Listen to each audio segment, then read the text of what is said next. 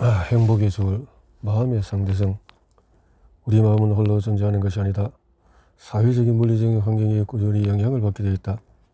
환경이 바뀌면 그에 따라서 인간의 마음과 행동이 바뀐다. 과거 원시 시대의 인간의 마음이 또 조선 시대의 인간의 마음이 지금 시대를 사는 인간의 마음과 다를 수밖에 없는 이유다. 더욱이 같은 시대를 살아가면 인간의 마음조차도 같지가 않다. 착시 효과.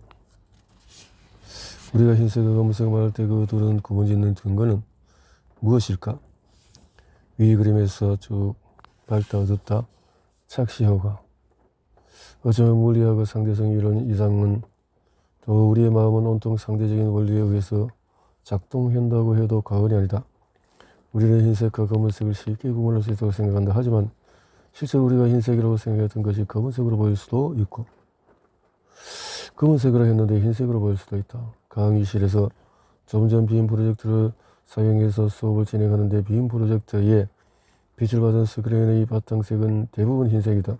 그점 흰색 스크린에 검은 동그라미를 하나 보여주려면 어떻게 해야 할까? 그 동그라미 주변에 더 밝은 빛을 비추고 동그라미 부분에는 빛을 쏘지 않으면 된다. 주변을 밝게 만들면 흰색 스크린 부분을 검은색으로 보이게 만들 수 있다.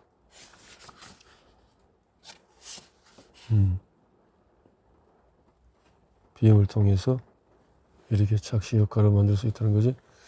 상대적인 지각이 이렇게 동시에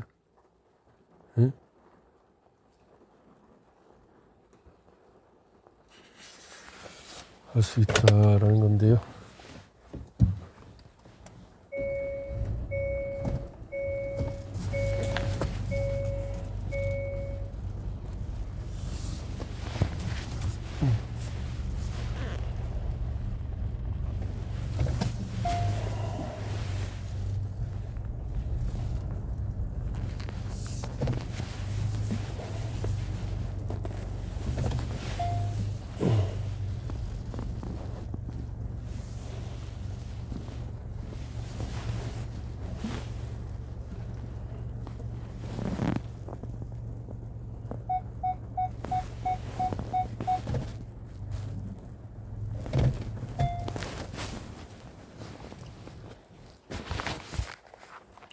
자,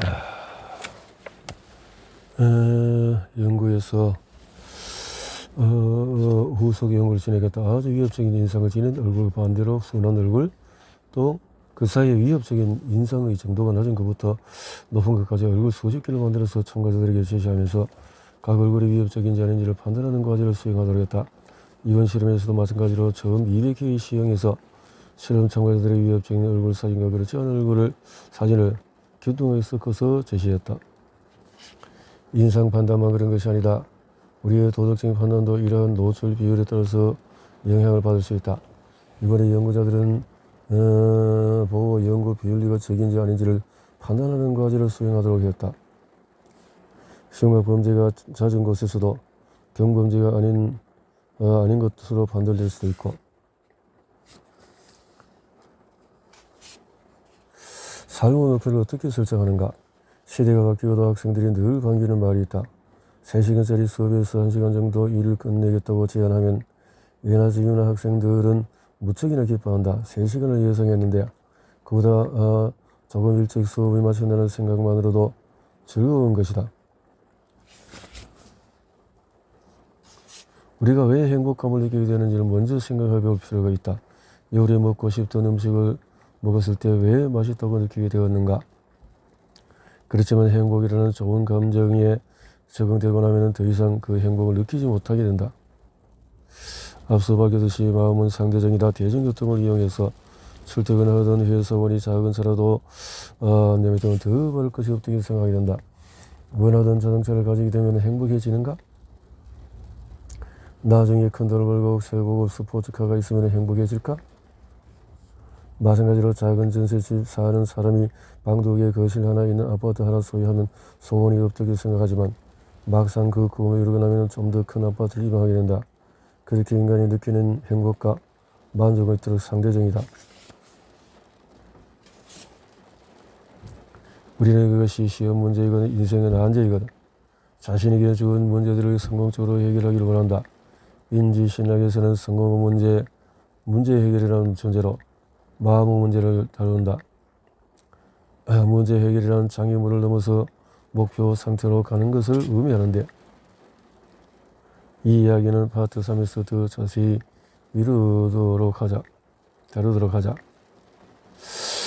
여기서는 성공과 행복 두 마리 토끼를 모두 잡는 방법을 소개하려고 한다. 일단 당신이 기본적으로 이해하는 것이다. 첫째로 행복은 객관적인 삶의 조건들에 의해서 크게 좌우되지 않는다. 재산이 얼마고 있고 어떤 지위에 있으면 행복이 보장되는 것이 아니라는 말이다. 둘째로 행복은 의식적인 영역의 것이 아니다. 그보다는 기질적으로 그리고 무의식적으로 자동적으로 발현된다. 그런데 심리학에서 재미있는 사실은 행복한 사람들이 더 성공한다는 점이다. 평소에 행복감이 높은 사람들이 더 건강하고 더 오래 살고 연봉도 높고 더 성공한다. 대부분의 사람은 의리동절할 것이다. 행복이 의식적인 영역의 것이 아니며, 심리학 연구를 먼저 하나 언급하고 행복할 수 있는 방법 하나 소개하겠다. 분명히 같은 영상을 시청했음에도 불구하고 펜을 치아로 몰고 본 사람들이 더 재밌었다고 응답을 했다. 이어서 행복하려면 어떻게 해야 하는지 소개하도록 하겠다. 질문. 대부분의 경우 나는 내가 이상적으로 생각하는 삶을 살고 있다. 위의 간단한 검사는 개인의 일반적인 삶의 만족을 측정하는데 그의 신뢰가 높고 타당한 것으로 밝혀진 생애 만족 척도이다. 감사를 습관화해라. 감사. 과거에 당신이 정말 최선을 다했을 때를 적어보고 그때 당신이 보였던 장점이나 강점에 대해서 생각해보라.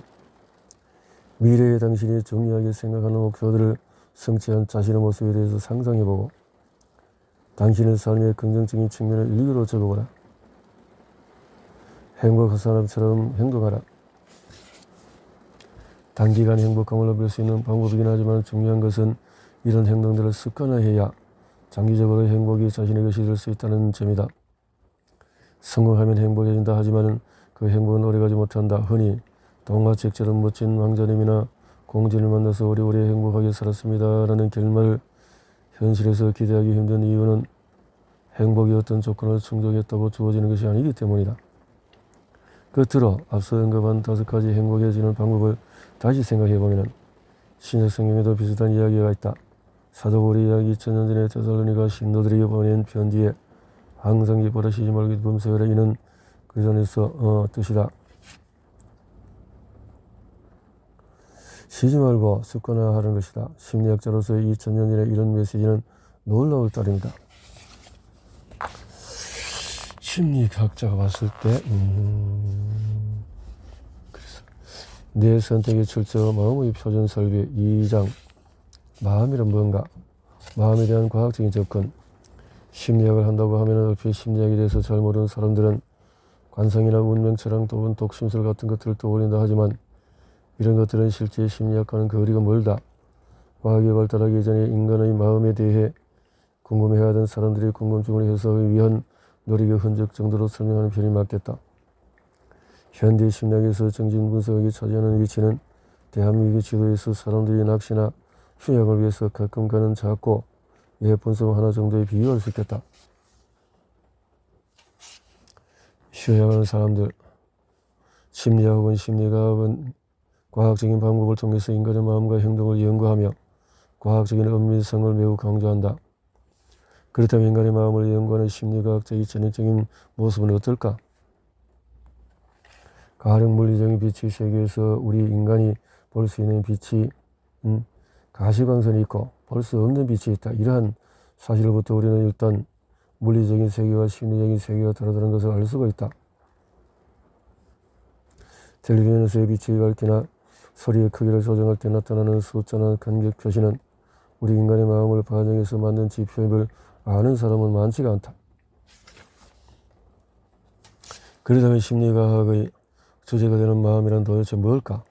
이 책을 읽는 여러분 역시 각자가 생각하는 마음의 정의에 대해서 스스로 대답해 보기를 바란다. 어떤 학생은 마음이 본능이라고 혹은 느낌이라고 대답한다. 물론 우리가 마음에 대해서 공통된 그리고 모든 사람이 동의하는 통일된 마음의 정의를 하지 못한다 해도 마음을 연구할 수 없는 것은 아니다. 이제 독자들이 생각하는 마음과 관련해서 또 다른 질문을 던져본다. 앞서 심리학은 인간의 마음을 과학적으로 연구하는 학문이라고 언급한 바 있다. 가하라는 글자를 보고 그것이 가하라는 글자인지 우리는 어떻게 인식할까? 재미있는 사실은 분명히 우리가 가하라는 글자를 보고 그것이 가하라는 글자인지는 알지만 어떻게 하는지는 모른다. 마치 운전면허가 있는 사람이 자동차를 운전하고 사용하는 것은 알지만 자동차가 어떤 메커니즘으로 통해서 회로가 어떻게 되는지 모를 수 있는 것처럼 우리는 우리 마음이 어떤 메커니즘을 통해서 작동되는지 전혀 모른 채 그 마음을 사용하는 것이다. 이제는 인공지능이라는 용어가 생소하지 않은 시대가 됐다. 스마트폰의 카메라를 통해서 글자나 사람의 얼굴 등을 인식하게 만들기 위해 수많은 과학자가 많은 연구를 해왔고 이제 우리의 마음을 연구하는 심리학자, 인지과학자들이 마음이라는 것을 어떻게 생각하는지 독자들이 이제 어느 정도 눈치채 줄 수가 있다. 마음이란 바로 내가 하는 것이다. 정보 처리 과정이라면 언뜻 이해가 잘 될 수 있지만 간단하게 생각하면 우리의 눈이나 귀를 통해 외부의 빛 정보나 소리 정보를 받아들여서 이를 해석하고 변형하고 저장하고 사용하는 일련의 과정이 바로 마음이라고 불러온 것이다. 마음이란 내가 하는 일이다. 나는 생각한다, 고로 존재한다라던 철학자 데카르트의 말은 오늘날 신경과학적인 관점에서 나의 뇌는 활동한다, 고로 존재하는 말로 다시 쓸 수가 있다. 자신에 대한 정체감, 자신의 의식은 정신 기능을 관장하는 뇌의 활동에서 비롯되기 때문이다. 마음을 이해하기 위해서 이를 담당하는 뇌의 구조와 기능들을 이해하는 것은 심리학자들에게도 중요한 과제가 되었으며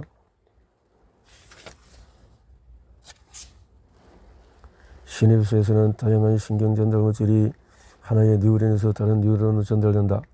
우리에게 익숙한 도파민이나 세로토닌, 엔도르핀 등은 수십 가지 신경 전달 물질 중에 하나이며 이러한 신경 전달 물질들은 수면이나 배고픔 같은 생리적인 차원에서부터 정서나 기억,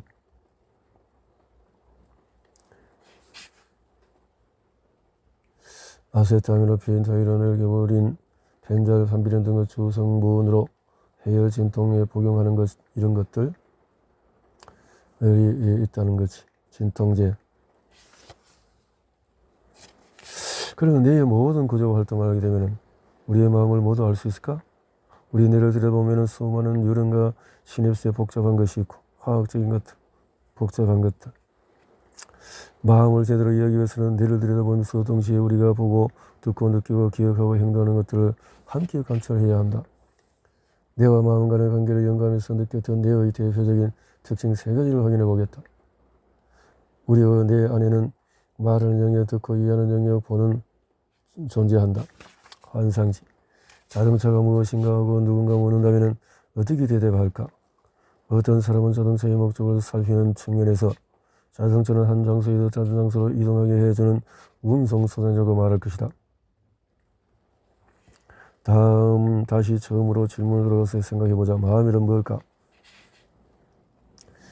이렇게 어떤 대상을 연구하고자 할 때 그 대상의 목적, 과정, 알고리즘 그리고 하드웨어적인 측면까지도 다양한 수준에서 연구하고 이해할 수가 있다. 앞서 인간의 마음을 화학물질 수준에서 이야기한 것에 대해 어떤 사람은 인간의 고귀한 마음을 물질로 환원해서 단순하고 심지어 인간의 전능을 무시한다고 느낄지도 모른다. 하지만 화학물질 수준도 마음의 하드웨어인 뇌를 이해하기 위해 여러 수준 중에서 하나의 분명히 우리가 간과해서는 안 되는 중요한 수준이다. 두 개의 마음. 오른손이 하는 일을 왼손을 모르게 하려는 성경의 구절은 기독교인이 아니더라도 한 번쯤은 들어보았을 것이다. 어린 시절엔 이렇게 사실 오른손이 하는 일을 왼손이 할 수 없다. 해변을 찍은 이런 사진들에서 해변 사진 왼쪽 오른쪽 이렇게 봤을 때 베른디케의 영역이 손상된 베른디케의 시력장애에서는 다른 사람이 하는 말을 이해하지 못한다. 분리뇌 환자 실험을 이야기하기 전에 알아야 하는 사전 정보는 우리의 행동을 관여하는 여러 기능이 뇌 영역에 따라서 독립적으로 분화되어 있다는 점이다. 가령 말을 하는 기능을 담당하는 뇌의 부분을 브로카 영역이라고 하고 좌뇌의 앞쪽 전두엽 부분에 브로커 영역이 손상되면 아무리 발성기관이 온전하고 청력이 좋아도 제대로 말하지 못하는 언어를 장애를 일으켜 실어증이라고 한다. 특히 뇌 영역이 손상돼서 나타나는 언어 장애는 음성 언어 수화에서도 마찬가지로 나타난다. 수화로 의사소통하는 청각장애인도 브로카 영역이 손상되면 다른 동작에는 전혀 문제가 없어도 동작을 제대로 구사하지 못한다. 이제 좌우 방구가 분리된 환자의 이야기로 돌아가 보자. 이 환자의 왼쪽 시야에 사고라는 단어의 오른쪽 시야에 포도라는 단어를 동시에 보여주고 무엇을 보았는지 물어보면 뭐라고 답할까? 작화. 분리뇌 환자의 일상생활은 대부분 큰 문제가 없다. 일상적으로 눈이나 머리는 좌우로 움직이면서 많은 시각 정보가 좌뇌로도 또 우뇌로도 들어간다. 분리뇌 환자가 보이는 이러한 행동들이 다소 이상하게 보이는 하지만 사실 뇌량으로 좌우뇌가 정상적으로 소통하는 정상이라 해도 뇌의 각 영역이 하는 일은 다르지가 않다. 더욱이 뇌량이 온전하다고 해도 자신의 행동을 의식적으로 해석하는 뇌 영역이 뇌의 자동적이고 무의식적인 정보 처리를 모두 알 수는 없다.